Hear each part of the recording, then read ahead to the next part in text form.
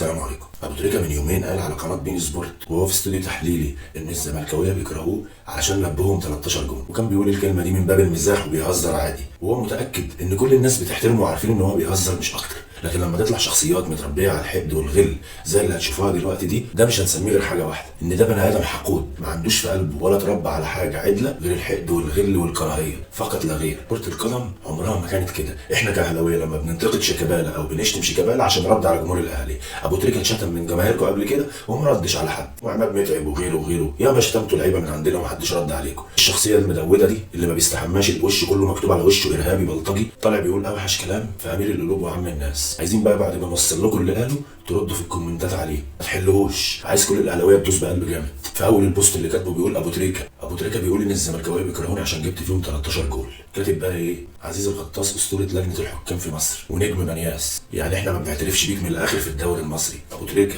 اللي معاه انجازات ادخل من اي راس عندكم في النادي مع النادي الاهلي ومع منتخب بلاده، طالع الفسيله ده يتريق عليه. كاتب بقى ايه؟ كاتبها علنا كده، احنا بنكرهك يا غطاس لانك افاق ومدلس. ابو تريكه انضف لاعب جه في تاريخ مصر كلها، المقشف ده كاتب عليه ان هو افاق ومدلس. مش عارف ازاي، هو فعلا احنا في زمن الرهيب ده.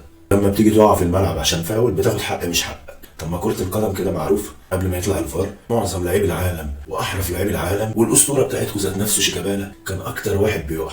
حسن شحاته الاسطوره بتاعت الزمالك اللي انا بعترف بيه كاسطوره في الزمالك مش هتتكرر تاني، كان بيتحايل على الارض ويقع عادي زي اي لاعب في الدنيا. كل لعيبه العالم المحترفين كل ده وقع ومثل عشان ياخد حاجه لفريقه ويفيد فريقه. ومجموعه من الناس اللي بتدلس وتقول شهاده زور، انت غطاس وبتمثل وبتاخد حق مش حقك، وبعد ما تجيب الجون بتروح تجري تسجد وتمثل قدام الناس انك شريف. على فكره مش محتاجه شهادتي ولا شهادتك ولا شهاده اي حد فينا، ابو تريكه الوطن العربي كله بيقول عليه شريف. مين انت يا لقيط عشان تتكلم على عم الناس؟ راجل مصر كلها بتشكر فيه، زملكاويه قبل الاهلاويه، وتيجي انت مقشف يا بربوع تقول ابو تريكه؟ انت اصلا جايب سيرته عشان عايز تركب الترند. ما صدقت الراجل وقع بلسانه في زله لسانه وهو بيهزر، رحت كاتب اي حاجه مقابلاك في وشك عشان تركب الترند، وزملكاويه معفنين اللي قلوبهم سودا زيك يطلعوا يهرتلوا معاك وتعملوا بروباجندا جديده. جاتكم القرف عليكم على تربيتكم، مليتوا المنصات كلها وقرفتونا، خليتونا مش عارفين نخش في اي منصه نقعد فيها شويه. تكملت الكلام بتاعه بقى بيقول لك بعد ما يسجد بيجري على الجمهور يسقف له عشان يقول لك شايفين الاخلاق. انا عمري ما شفت كراهيه في حياتي كده يا ابني والله. قد كده ابو تريكه حرقك وتعبها لك قوي كده. اخر الكلام كده عشان ما نغوطش ونطول في الموضوع عشان هو كاتب كلام يضايق. قال لك اسطوره الغطس جمهور الزمالك بيكرهك عشان انت بتاخد حق مش حقك، وان المنظومه الفاشله بتاعت الكوره في مصر